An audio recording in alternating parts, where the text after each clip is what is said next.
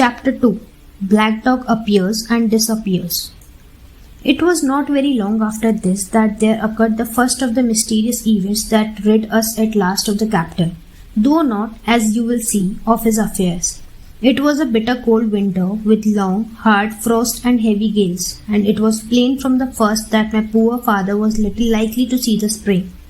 He sank daily, and my mother and I had all the inn upon our hands, and were kept busy enough without paying much regard to our unpleasant guest. It was one January morning, very early, a pinching frosty morning, the cove all grey with hoar frost, the ripple lapping softly on the stones, the sun still low and only touching the hilltops and shining far to seaward. The captain had risen earlier than usual and set out down the beach, his cutlass swinging under the broad skirts of the old blue coat, his brass telescope under his arm, his head tilted back upon his head. I remember his breath hanging like smoke in his wake as he strode off, and the last sound I heard of him as he turned the big rock was a loud snort of indignation, as though his mind was still running upon Dr. Livesey. Well, mother was upstairs with father, and I was laying the breakfast table against the captain's return when the parlour door opened and a man stepped in on whom I had never set my eyes before. He was a pale tallowy creature, wanting 2 fingers of the left hand, and though he wore a cutlass, he did not look much like a fighter. I had always my eye open for seafaring men with 1 leg or 2, and I remember this one puzzled me. He was not sailorly, and yet he had a smack of the sea about him too.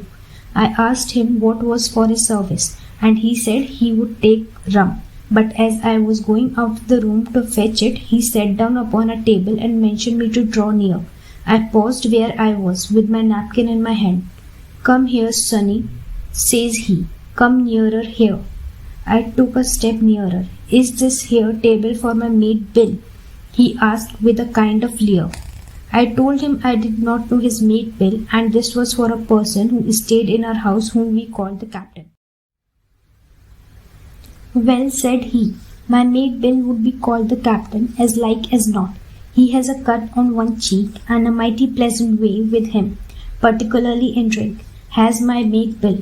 We'll put it, for argument like, that your captain has a cut on one cheek, and we'll put it, if you like, that cheek's the right one.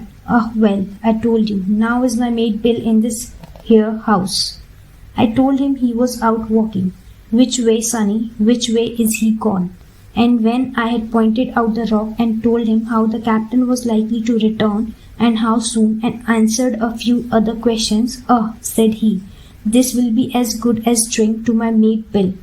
The expression of his face as he said these words was not at all pleasant, and I had my own reasons for thinking that the stranger was mistaken, even supposing he meant what he said. But it was no affair of mine, I thought, and besides, it was difficult to know what to do. The stranger kept hanging about just inside the inn door, peering round the corner like a cat waiting for a mouse. Once I stepped out myself onto the road, but he immediately called me back, and as I did not obey quick enough for his fancy, a most horrible change came over his tallowy face, and he ordered me in with an oath that made me jump. As soon as I was back again, he returned to his former manner, half frowning, half sneering, patted me on the shoulder, told me I was a good boy, and he had taken quite a fancy to me. "I have a son of my own," said he, "as like as 2 blocks, and he is all the pride of my art. But the great thing for boys is discipline, sonny, discipline. Now, if you had sailed along of Bill, you wouldn't have stood there to be spoke to twice, not you. That was never Bill's way, nor the way of such as sailed with him. And here, sure enough, is my mate Bill, with a spyglass under his arm. Bless his old art, to be sure. You and me will just go back into the parlour, sonny, and get behind the door, and we'll give Bill a little surprise. Bless his art, I say again." So saying, the stranger backed along with me into the parlour and put me behind him in the corner, so that we were both hidden by the open door. I was very uneasy and alarmed, as you may fancy, and it rather added to my fears to observe that the stranger was certainly frightened himself. He cleared the hilt of his cutlass and loosened the blade in the sheath, and all the time we were waiting there he kept swelling as if he felt what we used to call a lump in the throat. At last in strode the captain, slammed the door behind him without looking to the right or left, and marched straight across the room to where his breakfast awaited him. "Bill," said the stranger in a voice that I thought he had tried to make bold and big. The captain spun round on his heel and fronted us. All the brown had gone out of his face, and even his nose was blue. He had the look of a man who sees a ghost, or the evil one, or something worse, if anything can be, and upon my word, I felt sorry to see him all in a moment turn so old and sick. "Come, Bill, you know me. You know an old shipmate." "Bill, surely," said the stranger. The captain made a sort of gasp. "Black Dog," said he. "And who else?" returned the other, getting more at his ease. Black Dog as ever was, come for to see his old shipmate Billy at the Admiral Pen. He bade me go and leave the door wide open. "None of your keyholes for me, Sonny," he said, and I left them together and retired into the bar. For a long time, though I certainly did my best to listen, I could hear nothing but a low cackling. But at last the voices began to grow higher, and I could pick up a word or two, mostly oaths, from the captain. "No, no, no, no, and an end of it," he cried once, and again, "If it comes to swinging, swing all, say I." Then all of a sudden there was a tremendous explosion of oaths and other noises. The chair and table went over in a lump. A clash of steel followed, and then a cry of pain. And the next instant I saw Black Dog in full flight, and the captain hotly pursuing, both with drawn cutlasses, and the former streaming blood from the left. Just at the door, the captain aimed at the fugitive one last tremendous cut, which would certainly have split him to the chine had it not been intercepted by our big signboard of Admiral Benbow. You may see the notch on the lower side of the frame to this day. That blow was the last of the battle. Once out upon the road, Black Dog, in spite of his wound, showed a wonderful clean pair of heels and disappeared over the edge of the hill in half a minute. The captain, for his part, stood staring at the signboard like a bewildered man. Then he passed his hand over his eyes several times and at last turned back into the house. "Jim," says he, "rum." And as he spoke, he reeled a little and caught himself with one hand against the wall. "Are you hurt?" cried I. "Rum," he repeated. "I must get away from here. Rum." I ran to fetch it, but I was quite unsteady by all that had fallen out, and I broke one glass and fouled the tap. And while I was still getting in my own way, I heard a loud fall in the parlour, and running in, beheld the captain lying full length upon the floor. At the same instant, my mother, alarmed by the cries and fighting, came running downstairs to help me. Between us we raised his head. He was breathing very loud and hard, but his eyes were closed and his face a horrible colour. "Dear, dearie me," cried my mother, "what a disgrace upon the house, and your poor father sick." In the meantime, we had no idea what to do help the captain, nor any other thought but that he had got his death hurt in the scuffle with the stranger. I got the rum, to be sure, and tried to put it down his throat, but his teeth were tightly shut and his jaws as strong as iron.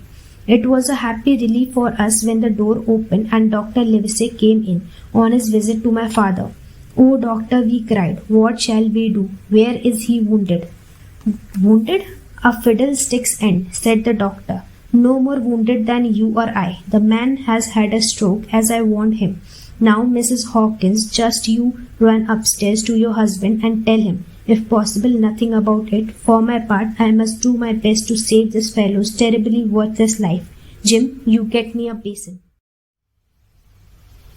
When I got back with the basin, the doctor had already ripped up the captain's sleeve and exposed his great sinewy arm. It was tattooed in several places. "Here is luck, a fair wind, and Billy Bones, his fancy," were very neatly and clearly executed on the forearm, and up near the shoulder there was a sketch of a gallows and a man hanging from it, done, as I thought, with great spirit. "Prophetic," said the doctor, touching this picture with his finger. "And now, Master Billy Bones, if that be your name, we'll have a look at the colour of your blood, Jim," he said. "Are you afraid of blood?" "No, sir," said I. "Well then," said he, You hold the basin, and with that he took his lancet and opened a vein. A great deal of blood was taken before the captain opened his eyes and looked mistily about him. First he recognized the doctor with an unmistakable frown. Then his glance fell upon me, and he looked relieved. But suddenly his color changed, and he tried to raise himself, crying, "Where is Black Dog?" "There is no Black Dog here," said the doctor, "except what you have on your own back. You have been drinking rum. You have had a stroke, precisely as I told you, and I have just, very much against my own will, dragged you head foremost out of the grave. Now, Mr. Bones—" "That's not my name," he interrupted. "Much I care," returned the doctor. "It's the name of a buccaneer of my acquaintance, and I call you by it for the sake of shortness, and what I have to say to you is this. One glass of rum won't kill you, but if you take one, you'll take another and another, and I stake my wig if you don't break off short. You will die. Do you understand that? Die and go to your own place, like the man in the Bible. Come now, make an effort. I'll help you to your bed for once." Between us, with much trouble, we managed to hoist him upstairs, and laid him on his where his head fell back on the pillow as he were almost fainting. "Now mind you," said the doctor, "I clear my conscience. The name of rum for you is death." And with that he went off to see my father, taking me with him by the arm. "This is nothing," he said as soon as he had closed the door. "I have drawn blood enough to keep him quite a while. He should lie for a week where he is. That is the best thing for him and you, but another stroke would settle him."